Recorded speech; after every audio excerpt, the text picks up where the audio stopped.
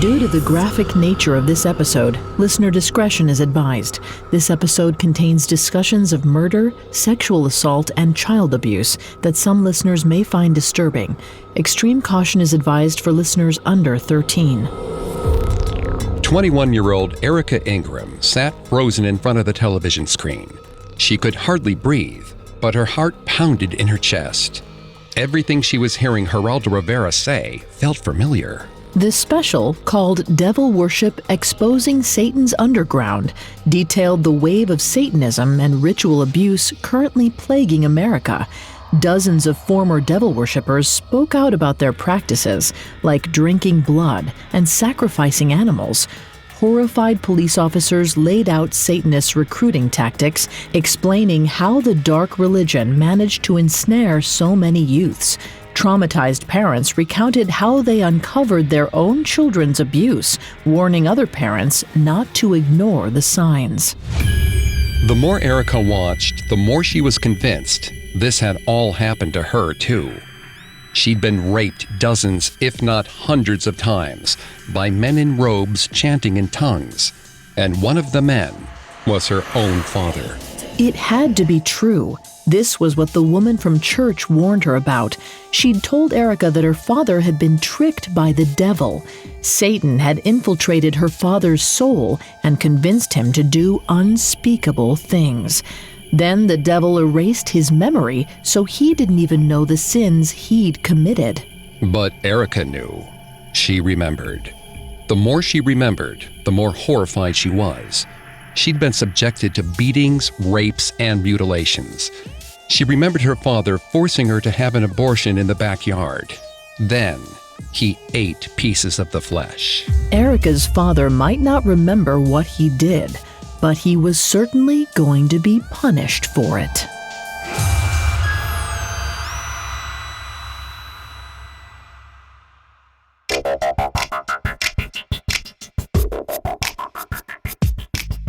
Hi, I'm Greg Polson. Welcome to the second episode of a 5-part special on the Satanic Panic, part of a crossover event between serial killers and cults. Over the next 4 weeks, we're taking a deep dive into what sparked this modern-day mass panic in America. You can find the final 3 episodes of Satanic Panic exclusively on Cults. New episodes air every Tuesday. I'm here with my co-host, Vanessa Richardson. Hi, everyone. You can find episodes of Serial Killers, Cults, and all other Spotify originals from Parcast for free on Spotify or wherever you listen to podcasts. With several decades worth of distance, it's easy to pass judgment on those who were swept up in the madness of the Satanic Panic. But we're examining exactly how it took hold. From 1960s popular culture and the rise of evangelical Christianity to serial killers and murderous cults, we're delving into the facts that fed the falsehoods. Today, we're taking a closer look at 3 serial killers whose terrifying crimes helped feed the fear of a growing satanic influence in the United States. Next time, we're diving into the horrific crimes of satanic cults, whose bloody murders seem conjured right from the nightmares of parents across North America. We've got all that and more coming up. Stay with us.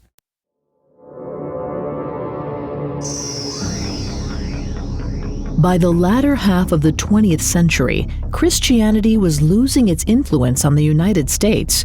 Music, books, films, all were corrupted by the taint of the occult. In the eyes of believers, church and state were well and truly severed. Horrified Christians watched on as the once godly nation embraced a growing wave of occult practices.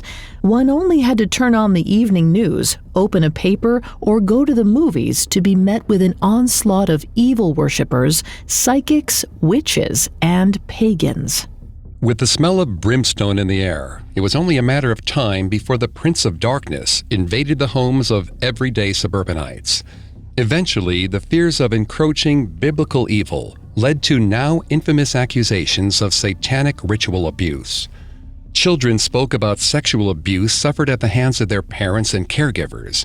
Adults recovered memories of the same horrors from their own childhood. Rape, animal and human sacrifice, blood rituals, all in the name of Satan. Or at least that's what righteous accusers would have you believe. In reality, none of it happened, but the truth was lost in the clamor for justice. These stomach-churning accusations of child sacrifice sent the country into a hysterical death spiral, the likes of which it hadn't seen since the famed Salem witch hunts of the 1690s. But before we get there, we want to take a closer look at what factors contributed to this divorce from reality. Eventually, thousands would be accused of sacrificing children in service of some demonic pact with the devil. And the American public swallowed that idea so readily, you would think they'd seen that kind of thing before. And to be fair, in the 1970s and 80s, the U.S. was certainly exposed to some of history's more Satan-centric criminals. Several serial killers whose crimes captivated the nation surely contributed to the rising fear of the occult. For these killers, demonic possession and ritual sacrifice were part and parcel of their sickening crimes. But none of them would have ever guessed at the wider implications their crimes would have.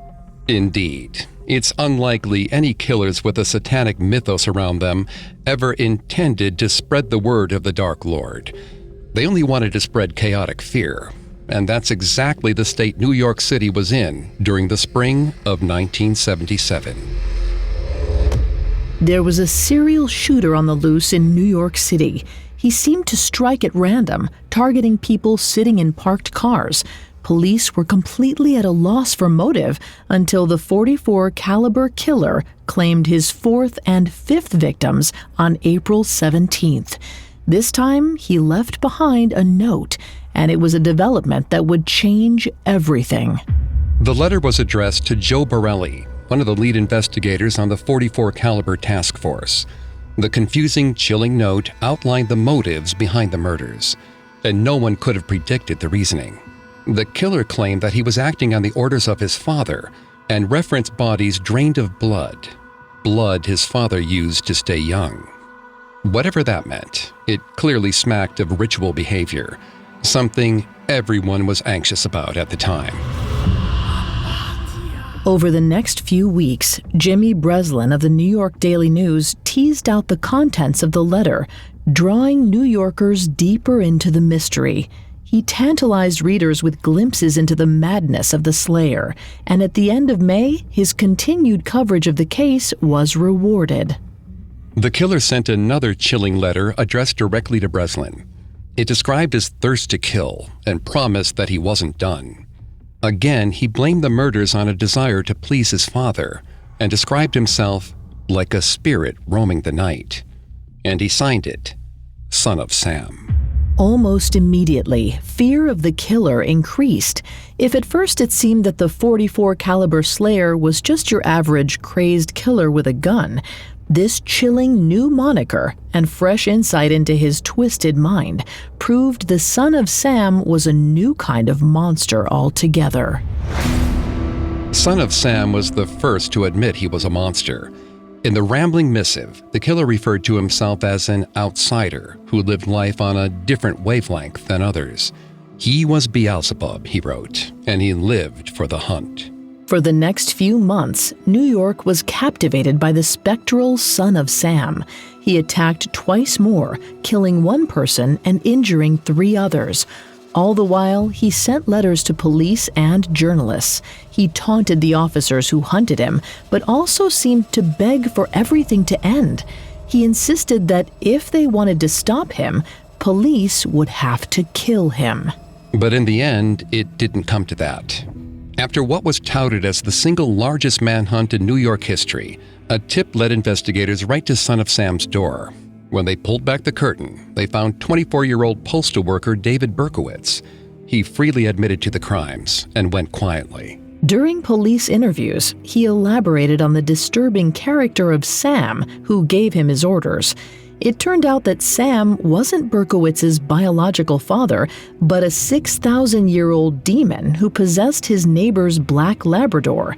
Through the dog, the demon Sam ordered Berkowitz to kill. And what choice did he have but to obey? Simply following those orders, Berkowitz killed 6 people and injured another 7. Despite Berkowitz's claims that the shootings were in service of a demon, there wasn't anything traditionally ritualistic about them. Typically, when we think about someone killing in the name of Satan, it calls to mind images of pentagrams and drinking blood. But in this case, the shootings were rather banal. So, although he terrorized New York for a year, it seems like David Berkowitz, the .44 caliber killer, should have faded into obscurity.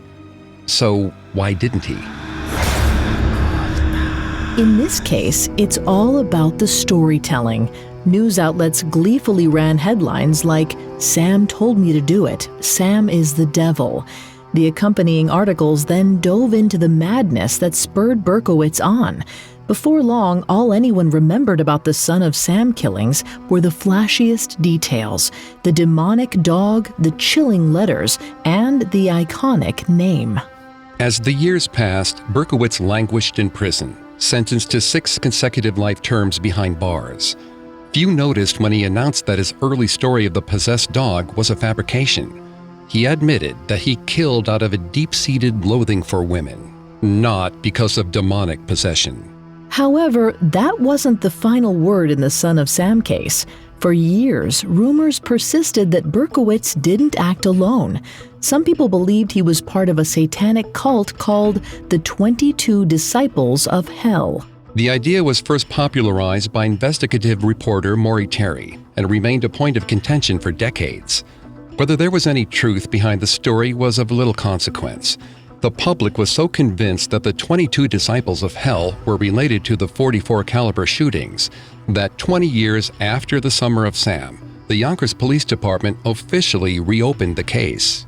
The case was quietly closed sometime later, with no additional charges ever laid in relation to the attacks. But for a while, it seems police found the idea of satanic involvement at least somewhat credible. That makes sense when considering how the world changed in the 2 decades following Berkowitz's murder spree. Serial killers seemed to surge in the 1980s, with some 200 operating at one time. The seeming explosion in serial killers only fed concern over violent satanic crime. So, even though the Son of Sam murders had no occult elements, they were thrown onto the growing pile of satanic cases. But it's a tenuous tether when considering the killers who came after David Berkowitz, the men who readily claimed to serve Satan and killed in his name. Coming up, the satanic murders that rocked California. Listeners, I have a surprising new treat for you. You know how you can find love in a bar or on an app? Why not a podcast? In Blind Dating, the new Spotify original from Parcast, we're expanding the places you can meet your match with a twist you'll never see coming. Every Wednesday, YouTuber and host Tara Michelle introduces one hopeful single to 2 strangers in a voice-only call. Through a series of illuminating games and questions, the trio finds all the sweetness and awkwardness of a first date, minus the distraction of appearances. But once our hopeful single chooses their match, the cameras are turned on, and it's either butterflies or goodbye. Blind Dating airs weekly, with new episodes every Wednesday. You can find and follow Blind Dating free on Spotify or wherever you get your podcasts. Now, back to the story. Between 1976 and 1977, David Berkowitz terrorized New York City in what is often referred to as the Summer of Sam. Claiming to receive orders from a 6,000-year-old demon, he murdered 6 people. Even more chilling, he gleefully sent letters about his crimes to police and the media. It's mostly these letters that made the Son of Sam murders legendary. In his rambling missives, he made fantastical claims that a demon-possessed dog ordered him to kill. And no matter the veracity behind Berkowitz's letters, they contributed to the rising fear of satanic forces at work in the United States. But less than a decade later, a new killer emerged to haunt the nightmares of God-fearing Americans. And unlike Berkowitz, this guy wasn't just a minion of a demon, he was the devil incarnate. That much was clear on the morning of June 28, 1984, when 79-year-old Jenny Vinkow was found dead in her Los Angeles apartment. Jenny's home was in disarray when her son Jack found her body. Jenny's killer had raped her and then cut her throat so deeply that she was almost beheaded. Initially, the investigation into Jenny's murder went cold, but the killer struck again, beginning his terrifying rampage in February of 1985. On the 21st of February, 58-year-old Christina Caldwell and her 70-year-old sister Mary were found dead in their San Francisco home. The women died of dozens of stab wounds, which sprayed every surface of the room with blood. One of the sisters was found stabbed in the throat, as if the killer was silencing her cry for help. All over the home, blood was smeared with shoe prints and handprints, which police felt sure would lead to an arrest. But after careful investigation, they realized the prints all came from concerned neighbors who found the bodies. So with a contaminated crime scene and no obvious motive for the brutal murders, the case went cold. Less than a month later, on March 17th, the killer struck again. Back in Los Angeles once more, he shot roommates Dale Okazaki and Maria Hernandez. Maria, 22, survived and called for help. Dale, 34, died in the condo she'd just purchased. Less than an hour later, the killer stopped a car, pulling 30-year-old Tsai Lin Yu from the driver's seat. He shot Tsai Lin several times and fled, leaving her there to die. As investigators tried to put together the pieces of this seemingly random puzzle, the killer moved on to his next target. On March 27th, he broke into the home of Vincent and Maxine Zazzara. 64-year-old Vincent owned a pizza parlor, and Maxine was a successful lawyer. Their bodies were discovered a couple of days later, both shot through the head. Leaving Vincent to die on a couch, the killer executed Maxine, then mutilated her body. She was covered with stab wounds, including a curious T-shaped carving under her breast. Horrifically, her eyes were gouged out as well. It was a stomach-churning detail that elevated the double murder from newsworthy to infamous. Investigators and family members puzzled over a motive for the attack, wondering if perhaps it was a mob hit. And all the while, the killer went undiscovered. Then, in May, the killer crawled in through an open window in the Monterey Park home of William and Lillian Doi. He shot 65-year-old William in the head, then turned to assault Lillian. But before he died, William managed to dial 911, alerting police to the break-in. With authorities on the way, the attacker fled, leaving Lillian alive. It's difficult to work out when, but investigators eventually linked the long string of Los Angeles attacks to the same perpetrator. Given that he took advantage of unlocked doors in the San Fernando Valley, the press dubbed the assailant the walk-in killer and the Valley Intruder. The intruder's surviving victims described a Latino man with long curly hair, reminiscent of a rock star. He had crooked, rotting teeth and startling, bulging eyes. It was a terrifying picture of a man police weren't even close to apprehending. The killer's bloody spree through the city continued through the summer of 1985, prompting Southern California locals to lock their doors, bar their windows, invest in guns, and sleep with the lights on. The attacks were brutal, random, and terrifying. The killer emerged from the shadows, finished off his victims, and disappeared into the darkness. Just like Son of Sam a decade earlier, he took on the terrifying mythos of the boogeyman. So when the Los Angeles Herald-Examiner printed an editorial renaming the killer the Night Stalker, it caught on fast. By August of that year, the Night Stalker had claimed the lives of 14 people. Each attack was different, but most followed a similar pattern. Any men in the homes were quickly dispatched, followed by the woman, whose body the Night Stalker then mutilated in various ways. On one of his victims, the Night Stalker left a pentagram drawn in lipstick. He also daubed one on the same woman's bedroom wall. Though not technically an occult symbol, the pentagram has long stood as a sign of devil worship or witchcraft. After months of the random, terrifying murders, people were desperate for answers, any kind of insight into why this was happening. The lipstick pentagram gave them their answer. Surely it was the work of the devil. By itself, the pentagram might have been a quirk, random graffiti from the sadistic, cocky murderer. But in August of 1985, the Night Stalker broke into the apartment of 29-year-old Bill Carnes. He shot Bill 3 times in the head, then attacked Bill's girlfriend, 29-year-old Inez Erickson. While raping the woman, the Night Stalker, with his gap-toothed smile and mess of dark curls, ordered Inez to swear her love for Satan. It was confirmation of everyone's building suspicion: demonic forces at play in sunny California. Afterwards, the killer ransacked the apartment, then fled with a handful of cash. Inez managed to take note of the car the man escaped in and gave a description to police. With help from another witness, police tracked down the car and managed to pull a single usable fingerprint.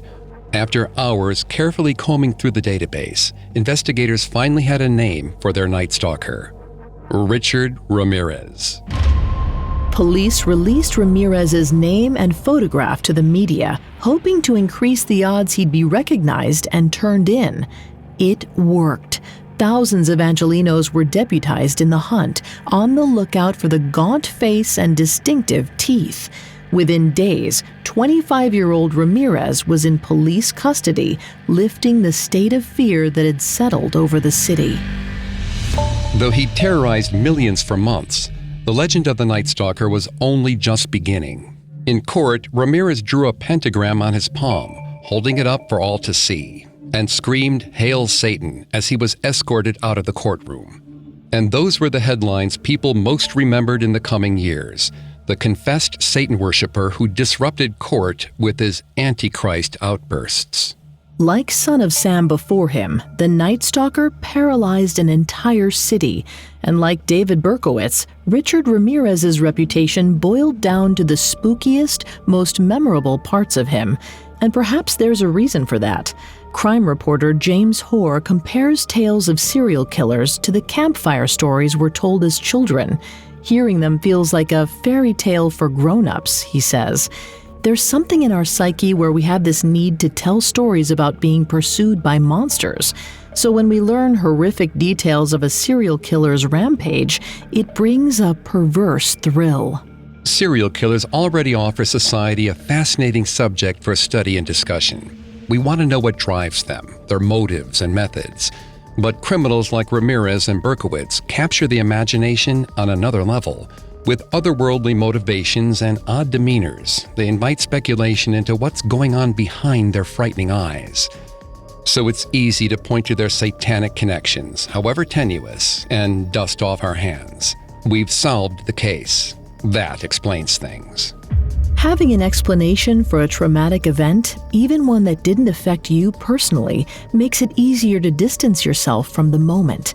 A 2003 study on how memory helps form identity suggests that distancing oneself from undesirable behavior helps put it firmly in the past. Social psychologists Ann Wilson and Michael Ross conducted their research to focus on the autobiographical elements of memory.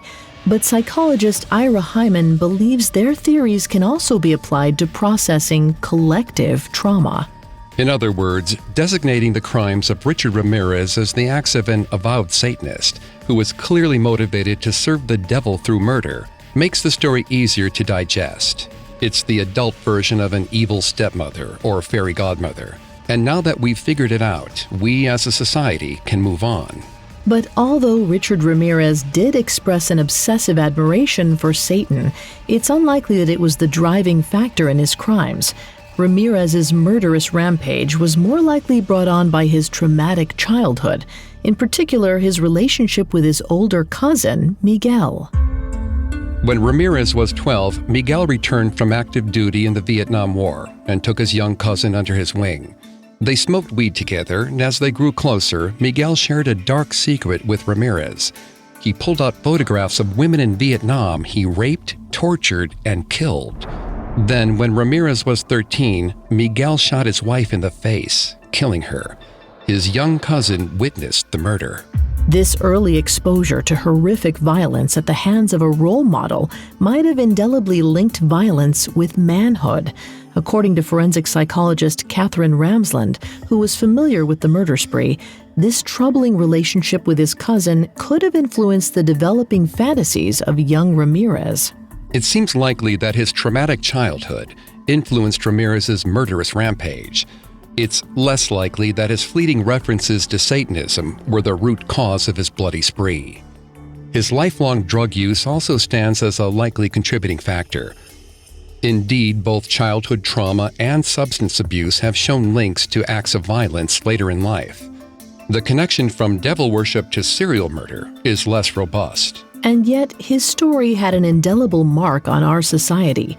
Despite the fact that his crimes had no concrete grounding in satanic ritual abuse, they undoubtedly contributed to the rising fear of Satanism in the U.S.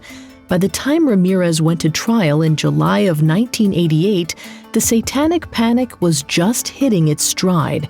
Just a few months later, journalist and TV host Geraldo Rivera aired a 2-hour pseudo-documentary called Devil Worship: Exposing Satan's Underground. Millions tuned in to watch the program, eager to hear how satanic forces were taking over the American way of life. In prime time, Rivera gleefully urged parents to usher children from the room. The gruesome crimes and satanic deeds about to be discussed were not for innocent ears. The program featured a panel of so-called experts on Satanism and ritual abuse. Among them was musician Ozzy Osbourne, who appeared in an effort to convince the audience that his music had no genuine satanic sentiments. Offering a markedly different perspective was a teenage Satanist and death row inmate who insisted his crimes were solely motivated by a love for and worship of Satan. Unlike Ramirez, this killer publicly turned away from his satanic past. He foisted the blame onto anyone who peddled a topsy-turvy worldview where good was evil and evil was fun. In a moment, how an innocent boy was corrupted by Satan and Dungeons and Dragons. Now back to the story. In the 1980s, Satan's influence was spreading across the United States with alarming speed. If you were paying attention, you were likely afraid, especially if you were a parent.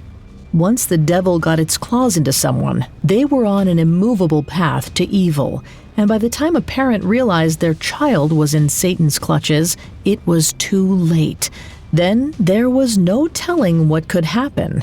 As a young boy, Sean Sellers was somewhat interested in the occult and reportedly discovered the role-playing game of Dungeons and Dragons when he was 12. According to an article from People magazine, the game fueled his darkening fantasies. And it was around then that the once bright, engaging boy slid into the frightening role of moody, sullen teen. But though he seemed to withdraw from his family, Sean wasn't completely alone. He made friends with a boy named Richard Howard, who also enjoyed Dungeons and Dragons. When Sean's parents moved him away from Oklahoma in 1983, he drifted even further away from the boy he'd once been. And after his girlfriend from church camp dumped him, it was the final nail in the coffin. Mad at God, he craved power. The power of the supernatural. And so, perhaps taking his cue from what he'd seen in the news, Sean devoted himself to Satanism. He drank alcohol and studied demonology in his spare time. On one occasion, he and a friend performed a satanic baptism for a third boy. The new Satanist was made to strip by candlelight. Then the other boys used a sword to cut him so they could drink his blood. What they didn't drink, they used to write a dedication to Satan. It was troubling behavior, to be sure, but resembled the other rebellious teenagers dabbling in Satanism around the country at the time. If his parents were worried, they might have taken comfort, believing it was just a phase. But when Sean and his parents returned to Oklahoma City in 1984, his fascination with Satanism only intensified. Reunited with his old friend Richard Howard, Sean introduced him to his new religion and gathered other like-minded teens around him.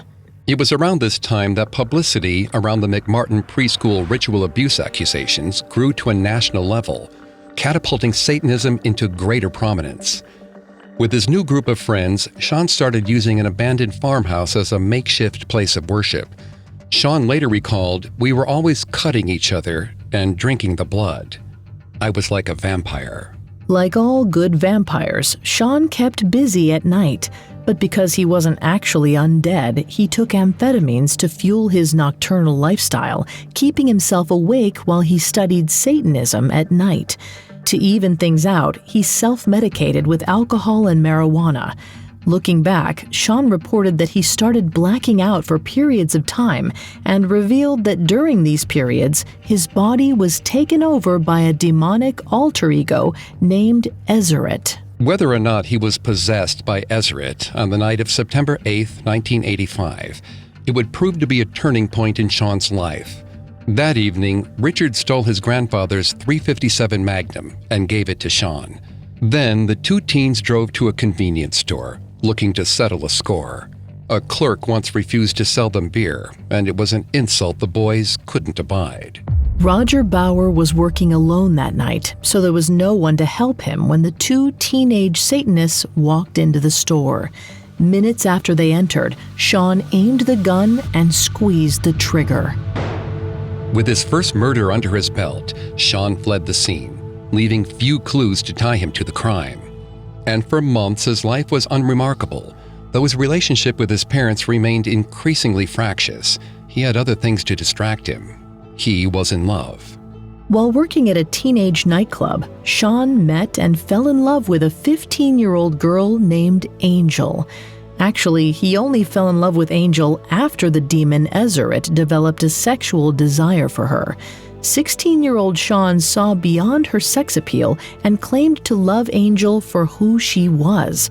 They were like a biblical Romeo and Juliet, the angel and the Satanist.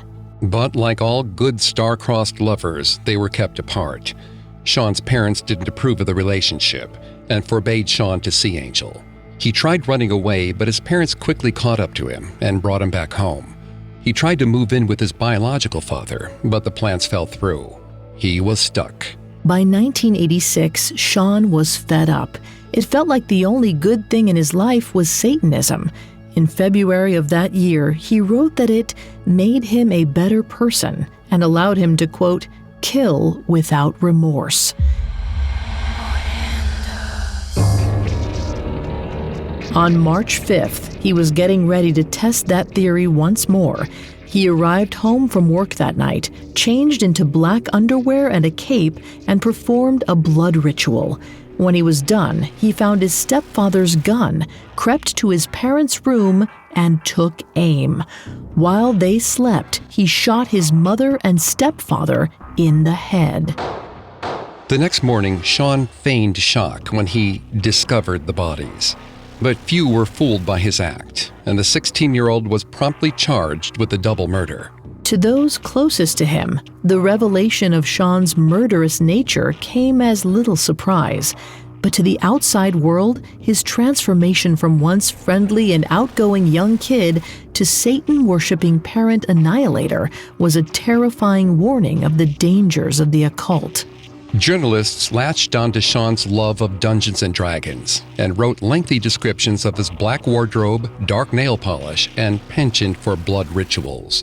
The story fed into every parent's worst nightmare. Servant of Satan or not, Sean could see he was backed into a corner. He eventually confessed to the murder of Roger Bauer and was handed the death penalty for his crimes. As he languished on death row, he came to terms with his punishment, converted to Christianity, and spent his time preaching against Satanism. From behind bars, Sean had a huge influence on the growing Satanic Panic of the late 1980s. Famously, he appeared on Geraldo Rivera's show, speaking from his prison cell about the evils of Satanism. He blamed his crimes on his fascination with Satanism and the literal interpretation of Anton LaVey's Satanic Bible. Like much of the sensationalist reporting surrounding the Satanic Panic, Sean offered a tantalizing glimpse into an alien world that shocked and horrified. By sharing his tale, Sean provided valuable insight for worried parents and boosted ratings for Geraldo Rivera. Sean's story was different from that of David Berkowitz and Richard Ramirez. The Son of Sam and Night Stalker were painted as crazed men with an unhealthy or passing association with the devil. While they were influenced by occult symbolism and jargon, they didn't have the same involvement in the movement that Sean did. To those who heard his story, Sean Sellers was a teen with limitless potential, but who was ruined by the devil's own hand. His was a cautionary tale, something parents looked to as a terrifying reminder of just how close their own kids were to coming under Satan's spell.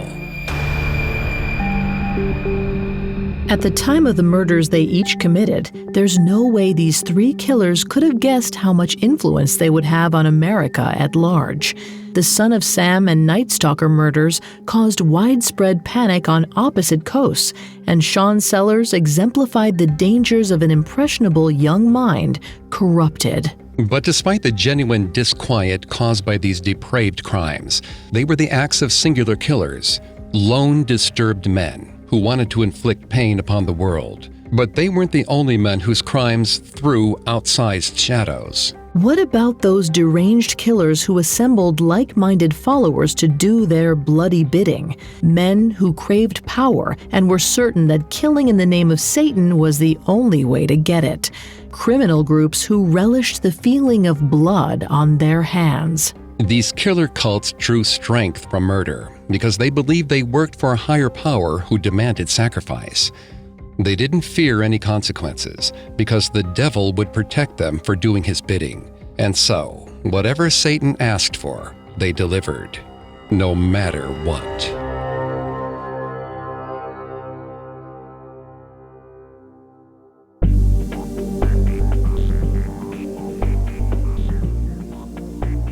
Thanks again for tuning into our Satanic Panic special. You can find the final 3 episodes exclusively on cults.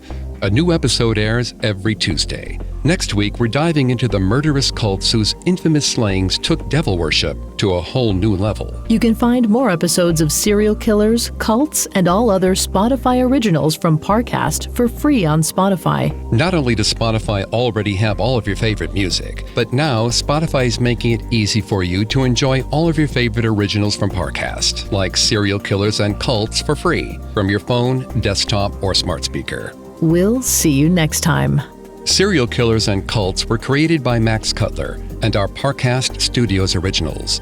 Executive producers include Max and Ron Cutler. Sound design by Russell Nash, with production assistance by Ron Shapiro, Carly Madden, and Joshua Kern.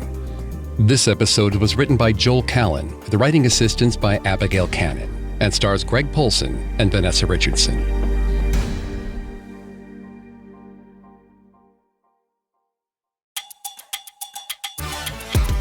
Hey listeners, don't forget to follow Blind Dating for a fun twist on a classic setup. YouTuber and host Tara Michelle can't wait to help hopeful singles meet their match. Search Blind Dating and follow free on Spotify or wherever you get your podcasts.